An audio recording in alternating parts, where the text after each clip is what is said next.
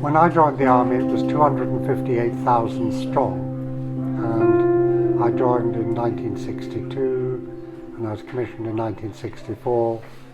Please don't add it up to see how old I am now. But no soldier was killed anywhere in the world on active service in 1966. And the army said, what are we going to do with everybody? And that's when they invented adventurous training, where they encouraged soldiers to go into the hills, sailing, canoeing, or whatever. And because I'd been to Greenland, I was in at the bottom of that concept, and I got involved with taking soldiers on weeks training in Arran. I took parties to the Alps and things like that, but I had itchy feet, and I applied to take an expedition to the southern Chilean ice cap, which, as far as I went to the Royal Geographical Society and said I'm thinking of going there. The only person I knew had been was Eric Shipton, who'd crossed it east to west, and I met him at the Geographical Society and he told me about it. I asked them for their maps and they said, we have none, could you make some? And so I proposed it to the Minister of Defence, who said, you're much too young.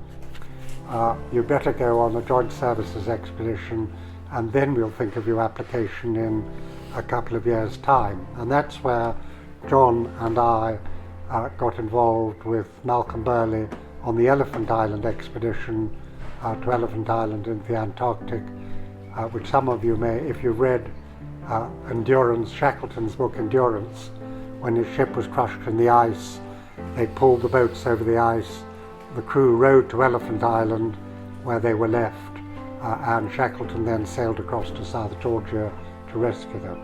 And I'll hand over to John to tell us all about the wonderful Elephant Island expedition, and you're talking to the elephant and fur seal expert on our expedition. For me, it was a great experience going to Elephant Island. It changed my life, and that's why I got into conservation after I left the Navy.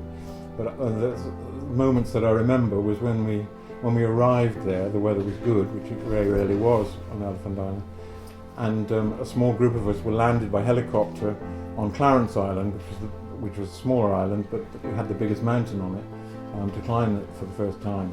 And the only place you could land a helicopter on Clarence Island, which was just covered in ice and snow, was in a penguin rookery, a huge penguin colony on the edge of the island. And the helicopter hovered above these thousands of penguins, and we all jumped out of the helicopter with all our gear and tents and so on, right on top of these poor birds. And what had really impressed me, even then, though I didn't know much about penguins, was that the fact that they stuck on their nests. Here these birds were furiously incubating their single egg.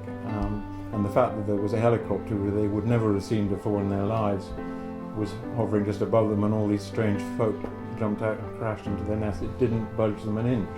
And yet they must have been terrified of us, because at the end of the season we went back to Clarence Island to do tidying up survey work. By that time the breeding season was coming to an end, and the chicks were gathered in huge creches around the colony and along with the adults. And as soon as the helicopter came over the skyline, they went mad and scattered and flew away. So they were really terrified, but the instinct to incubate their egg was so strong that nothing would shift them.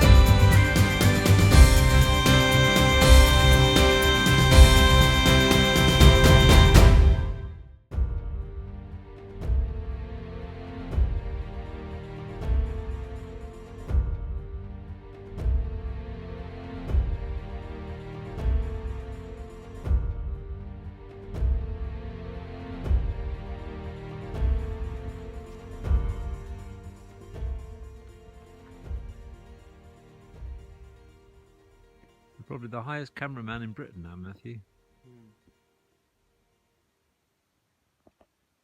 For viewers, that is pretty much the summit of Ben Nevis.